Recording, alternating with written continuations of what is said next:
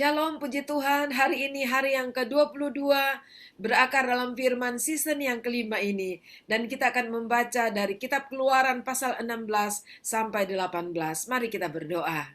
Terima kasih Tuhan, kami bersyukur kepada Engkau buat kemurahan Tuhan bagi kami, buat kasih karunia Tuhan, kami boleh sampai di minggu yang keempat berakar dalam firman season yang kelima ini. Dan kami percaya Tuhan akan terus berbicara kepada kami untuk kami mendapatkan berkat dan kami boleh dikuatkan lewat kebenaran firman Tuhan. Dalam nama Tuhan Yesus kami berdoa. Amin. Dan mari kita sama-sama mulai membaca pasal yang ke-16. Setelah mereka berangkat dari Elim, tibalah segenap jemaah Israel di padang gurun Sin, yang terletak di antara Elim dan Gunung Sinai. Pada hari yang ke-15 bulan yang kedua, sejak mereka keluar dari tanah Mesir. Di padang gurun itu bersungut-sungutlah segenap jemaah Israel kepada Musa dan Harun, dan berkata kepada mereka, kalau kami mati tadinya di tanah Mesir oleh tangan Tuhan ketika kami duduk menghadapi kuali berisi daging dan makan roti sampai kenyang. Sebab kamu membawa kami keluar ke padang gurun ini untuk membunuh seluruh jemaah ini dengan kelaparan. Lalu berfirmanlah Tuhan kepada Musa, sesungguhnya aku akan menurunkan dari langit hujan roti bagimu. Maka bangsa itu keluar dan memungut tiap-tiap hari sebanyak yang perlu untuk sehari, supaya mereka kucoba apakah mereka hidup menurut hukum-hukumku atau tidak. Dan pada hari yang keenam, apabila mereka memasak yang dibawa mereka pulang, maka yang dibawa itu akan terdapat 2 kali lipat banyaknya dari apa yang dipungut mereka sehari-hari.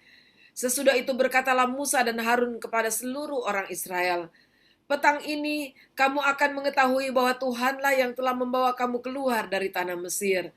Dan besok pagi kamu melihat kemuliaan Tuhan, karena ia telah mendengar sungut-sungutmu kepadanya. Sebab apalah kami ini, maka kamu bersungut-sungut kepada kami. Lagi kata Musa, jika memang Tuhan yang memberi kamu makan daging pada waktu petang dan makan roti sampai kenyang pada waktu pagi, karena Tuhan telah mendengar sungut-sungutmu yang kamu sungut-sungutkan kepadanya, apalah kami ini? Bukan kepada kami sungut-sungutmu itu, tetapi kepada Tuhan. Kata Musa kepada Harun, katakanlah kepada segenap jemaah Israel, marilah dekat kepada Tuhan, sebab ia telah mendengar sungut-sungutmu. Dan sedang Harun berbicara kepada segenap jemaah Israel, mereka memalingkan mukanya ke arah padang gurun, maka tampaklah kemuliaan Tuhan dalam awan. Lalu berfirmanlah Tuhan kepada Musa, aku telah mendengar sungut-sungut orang Israel.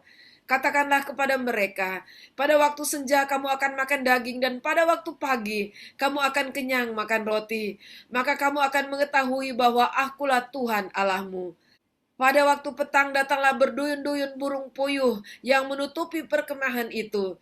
Dan pada waktu pagi terletaklah embun sekeliling perkemahan itu. Ketika embun itu telah menguap, tampaklah pada permukaan padang gurun sesuatu yang halus, sesuatu seperti sisik, halus seperti embun beku di bumi. Ketika orang Israel melihatnya, berkatalah mereka seorang kepada yang lain, apakah ini? Sebab mereka tidak tahu apa itu. Tetapi Musa berkata kepada mereka, inilah roti yang diberikan Tuhan kepadamu menjadi makananmu. Beginilah perintah Tuhan, pungutlah itu tiap-tiap orang menurut keperluannya. Masing-masing kamu boleh mengambil untuk seisi kemahnya, segomer seorang menurut jumlah jiwa. Demikianlah diperbuat orang Israel. Mereka mengumpulkan, ada yang banyak, ada yang sedikit. Ketika mereka menakarnya dengan gomer, maka orang yang mengumpulkan banyak tidak berlebihan dan orang yang mengumpulkan sedikit tidak kekurangan. Tiap-tiap orang mengumpulkan menurut keperluannya. Musa berkata kepada mereka, seorang pun tidak boleh meninggalkan daripadanya sampai pagi. Tetapi ada yang tidak mendengarkan Musa dan meninggalkan daripadanya sampai pagi, lalu berulat dan berbau busuk. Maka Musa menjadi marah kepada mereka. Setiap pagi mereka memungutnya, tiap-tiap orang menurut keperluannya. Tetapi ketika matahari panas, cairlah itu.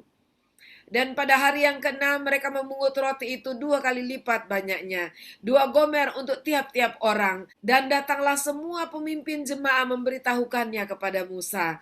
Lalu berkatalah Musa kepada mereka, inilah yang dimaksudkan Tuhan.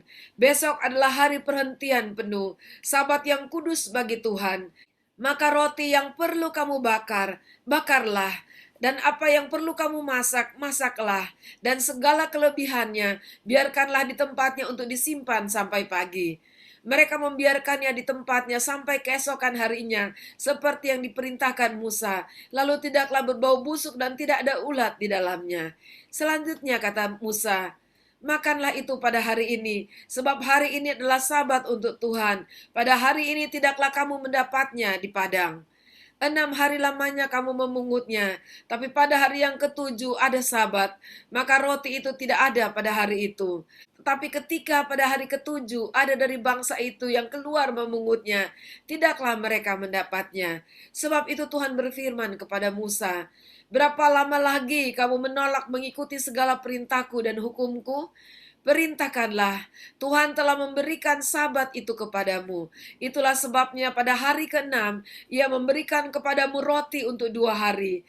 Tinggallah kamu di tempatmu masing-masing. Seorang pun tidak boleh keluar dari tempatnya pada hari ketujuh itu. Lalu beristirahatlah bangsa itu pada hari ketujuh. Umat Israel menyebutkan namanya mana, warnanya putih seperti ketumbar dan rasanya seperti rasa kue madu. Musa berkata, beginilah perintah Tuhan, ambillah segomer penuh untuk disimpan turun-temurun, supaya keturunan mereka melihat roti yang kuberi kamu makan di padang gurun ketika aku membawa kamu keluar dari tanah Mesir. Sebab itu Musa berkata kepada Harun, ambillah sebuah buli-buli, taruhlah mana di dalamnya segomer penuh, dan tempatkanlah itu di hadapan Tuhan untuk disimpan turun-temurun. Seperti yang diperintahkan Tuhan kepada Musa, demikianlah buli-buli itu ditempatkan Harun di hadapan tabut hukum Allah untuk disimpan. Orang Israel makan mana 40 tahun lamanya, sampai mereka tiba di tanah yang didiami orang. Mereka makan mana sampai tiba di perbatasan tanah Kanaan. Adapun segomer ialah 1/10 eva. Pasal 17. Kemudian berangkatlah segenap jemaah Israel dari padang gurun Sin, berjalan dari tempat persinggahan ke tempat persinggahan, sesuai dengan titah Tuhan, lalu berkemalah mereka di Rafidim. Tetapi di sana tidak ada air untuk diminum bangsa itu.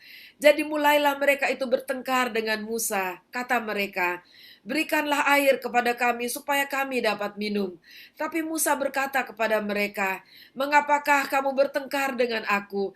Mengapakah kamu mencobai Tuhan? Hauslah bangsa itu akan air di sana. Bersungut-sungutlah bangsa itu kepada Musa dan berkata, mengapa pula engkau memimpin kami keluar dari Mesir untuk membunuh kami, anak-anak kami dan ternak kami dengan kehausan? Lalu berseru-serulah Musa kepada Tuhan, katanya, apakah yang akan kulakukan kepada bangsa ini? Sebentar lagi mereka akan melempari aku dengan batu. Berfirmanlah Tuhan kepada Musa, berjalanlah di depan bangsa itu, dan bawalah beserta engkau beberapa orang dari antara para tua-tua Israel. Bawalah juga di tanganmu tongkatmu yang kau pakai memukul sungai Nil, dan pergilah. Maka aku akan berdiri di sana di depanmu di atas gunung batu di Horeb. Haruslah kau pukul gunung batu itu, dan dari dalamnya akan keluar air, sehingga bangsa itu dapat minum. Demikianlah diperbuat Musa di depan mata tua-tua Israel. Dinamailah tempat itu Masa dan Meriba, oleh karena orang Israel telah bertengkar, dan oleh karena mereka telah mencobai Tuhan dengan mengatakan, adakah Tuhan di tengah-tengah kita atau tidak?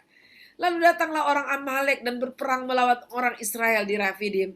Musa berkata kepada Yosua, pilihlah orang-orang bagi kita, lalu keluarlah berperang melawan orang Amalek.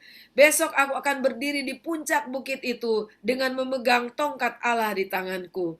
Lalu Yosua melakukan seperti yang dikatakan Musa kepadanya dan berperang melawan orang Amalek. Tetapi Musa, Harun dan Hur telah naik ke puncak bukit.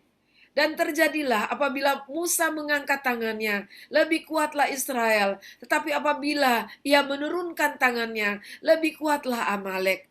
Maka penatlah tangan Musa. Sebab itu mereka mengambil sebuah batu, diletakkanlah di bawahnya, supaya ia duduk di atasnya. Harun dan Hur menopang kedua belah tangannya, seorang di sisi yang satu, seorang di sisi yang lain, sehingga tangannya tidak bergerak sampai matahari terbenam. Demikianlah Yosua mengalahkan Amalek dan rakyatnya dengan mata pedang. Kemudian berfirmanlah Tuhan kepada Musa, tuliskanlah semuanya ini dalam sebuah kitab sebagai tanda peringatan, dan ingatkanlah ke telinga Yosua bahwa aku akan menghapuskan sama sekali ingatan kepada Amalek dari kolong langit. Lalu Musa mendirikan sebuah mezbah dan menamainya, Tuhanlah panji-panjiku. Ia berkata, tangan di atas panji-panji Tuhan. Tuhan berperang melawan Amalek turun-temurun. Pasal 18. Kedengaranlah kepada Yitro imam di Midian, mertua Musa, segala yang dilakukan Allah kepada Musa dan kepada Israel umatnya, yakni bahwa Tuhan telah membawa orang Israel keluar dari Mesir. Lalu Yitro mertua Musa membawa serta Sipora istri Musa yang dahulu disuruh Musa pulang. Dan kedua anak laki-laki Sipora yang seorang bernama Gersom, sebab kata Musa, aku telah menjadi seorang pendatang di negeri asing. Dan yang seorang lagi bernama Eliezer, sebab katanya, Allah Bapakku adalah penolongku dan telah menyelamatkan aku dari pedang Firaun. Ketika Yitro mertua Musa beserta anak-anak dan istri Musa sampai kepadanya di padang gurun, tempat ia berkemah dekat gunung Allah. Disuruhnyalah mengatakan kepada Musa, aku mertuamu Yitro, datang kepadamu membawa istrimu beserta kedua anaknya. Lalu keluarlah Musa menyongsong mertuanya itu. Sujudlah ia kepadanya dan menciumnya. Mereka menanyakan keselamatan masing-masing, lalu masuk ke dalam kemah. Sesudah itu Musa menceritakan kepada mertuanya segala yang dilakukan Tuhan kepada Firaun dan kepada orang Mesir karena Israel dan segala kesusahan yang mereka alami di jalan dan bagaimana Tuhan menyelamatkan mereka. Bersukacitalah Yitro tentang segala kebaikan yang dilakukan Tuhan kepada orang Israel, bahwa ia telah menyelamatkan mereka dari tangan orang Mesir. Lalu kata Yitro, terpujilah Tuhan yang telah menyelamatkan kamu dari tangan orang Mesir dan dari tangan Firaun. Sekarang aku tahu bahwa Tuhan lebih besar dari segala Allah, sebab ia telah menyelamatkan bangsa ini dari tangan orang Mesir, karena memang orang-orang ini telah bertindak angkuh terhadap mereka. Dan Yitro mertua Musa mempersembahkan korban bakaran dan beberapa korban sembelihan bagi Allah. Lalu Harun dan semua tua-tua Israel datang untuk makan bersama-sama dengan mertua Musa di hadapan Allah.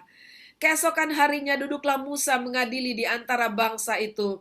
Dan bangsa itu berdiri di depan Musa dari pagi sampai petang. Ketika mertua Musa melihat segala yang dilakukannya kepada bangsa itu, berkatalah ia, apakah ini yang kau lakukan kepada bangsa itu? Mengapakah engkau seorang diri saja yang duduk, sedang seluruh bangsa itu berdiri di depanmu dari pagi sampai petang? Kata Musa kepada mertuanya itu, sebab bangsa ini datang kepadaku untuk menanyakan petunjuk Allah.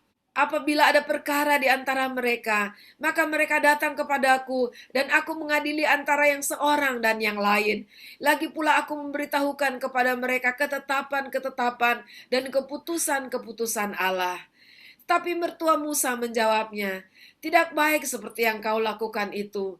Engkau akan menjadi sangat lelah, baik engkau, baik bangsa yang beserta engkau ini. Sebab pekerjaan ini terlalu berat bagimu. Takkan sanggup engkau melakukannya seorang diri saja.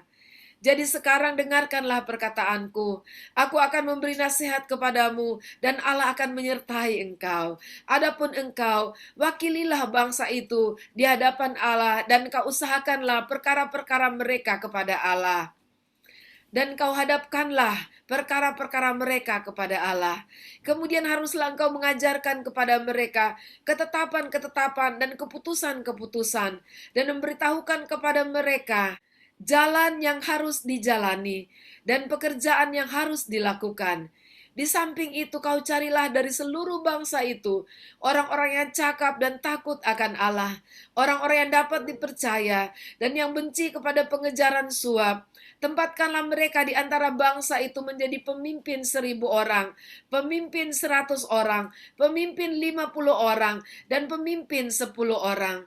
Dan sewaktu-waktu mereka harus mengadili di antara bangsa, maka segala perkara yang besar haruslah dihadapkan mereka kepadamu. Tetapi segala perkara yang kecil diadili mereka sendiri. Dengan demikian mereka meringankan pekerjaanmu, dan mereka bersama-sama dengan engkau turut menanggungnya. Jika engkau berbuat demikian dan Allah memerintahkan hal itu kepadamu, maka engkau akan sanggup menahannya, dan seluruh bangsa ini akan pulang dengan puas, senang ke tempatnya. Musa mendengarkan perkataan mertuanya itu, dan dilakukannya lah segala yang dikatakannya. Dari seluruh orang Israel, Musa memilih orang-orang cakap dan mengangkat mereka menjadi kepala atas bangsa itu, menjadi pemimpin 1.000 orang, pemimpin 100 orang, pemimpin 50 orang, dan pemimpin 10 orang. Mereka ini mengadili di antara bangsa itu sewaktu-waktu. Perkara-perkara yang sukar dihadapkan mereka kepada Musa, tetapi perkara-perkara yang kecil diadili mereka sendiri. Kemudian Musa membiarkan mertuanya itu pergi, dan ia pulang ke negerinya. Haleluya, saudara, kita melihat pembacaan kita ada dua hal yang ingin saya garis bawahi, yaitu di pasal yang ke-17, di mana orang Israel berperang melawan orang Amalek, dan kita melihat bahwa satu kerjasama itu mendatangkan kemenangan. Pada saat Yosua diperintahkan oleh Musa dan dia taat memimpin pasukannya pergi turun melawan orang Amalek, Musa, Harun, dan Hur naik ke atas bukit dan kemudian berdoa di hadapan Tuhan. Dan kita tahu bahwa pada saat Musa menjadi lelah dan tangannya turun, maka lemahlah orang Israel. Tapi pada saat dia mengangkat tangan, maka kuatlah orang Israel. Sebab itu mereka mengambil batu menundukkan Musa, lalu kemudian mereka menopang, satu di kanan, satu di kiri, menopang tangan Musa sehingga selalu terangkat. Itulah cara kerja yang dikehendaki Tuhan bagi kita sebagai gereja Tuhan, sebagai umat Tuhan, untuk kita saling menopang satu dengan yang lain, mengenali posisi kita, panggilan kita di hadapan Tuhan, dan kita saling menopang untuk kebersamaan, untuk kemenangan bersama kita. Haleluya, puji Tuhan. Dan yang kedua saya garis bawahi, Musa adalah seorang yang rendah hati, seorang yang mengasihi mertuanya. Dan Musa adalah orang yang hormat kepada mertuanya. Yang pertama adalah pada saat mertuanya datang, dia sujud di hadapan Yitro mertuanya. Dan yang kedua adalah dia mendengarkan nasihat Yitro mertuanya. Kalau mau dibilang Musa adalah orang hebat dan Tuhan melakukan mujizat yang luar biasa atas hidupnya, tapi rupanya Musa tetap menjaga karakter yang baik di dalam dirinya. Sebab itu siapapun kita, bagaimanapun kehebatan kita, mari memiliki karakter yang baik. Salah satunya adalah kerendahan hati. Puji Tuhan, Tuhan Yesus memberkati. Mari kita berdoa. Tuhan, terima kasih, kami mengucap syukur buat hari ini. Terima kasih buat apa yang telah kami baca pada hari ini, yang dapat memberi banyak pelajaran bagi kami. Ajarlah kami untuk kami menjadi rendah hati, untuk yang pertama bisa bekerja sama sesuai dengan panggilan dan takaran Tuhan yang Tuhan berikan kepada kami. Dan yang kedua, kami menjadi rendah hati untuk menerima nasihat orang lain ya Tuhan. Kami tidak merasa diri hebat, tapi boleh menempatkan diri kami di bawah dari orang lain dan mendengarkan nasihat-nasihat yang baik. Terima kasih Tuhan, terpujilah Engkau. Kami bersyukur buat pelajaran firman yang kami dapatkan pada hari ini. Dan di dalam nama Tuhan Yesus kami memohon berkat Tuhan untuk hari yang Tuhan sudah berikan kepada kami hari ini. Terima kasih, dalam nama Tuhan Yesus kami berdoa. Amin. Puji Tuhan. Sampai jumpa besok. Tuhan Yesus memberkati kita semua.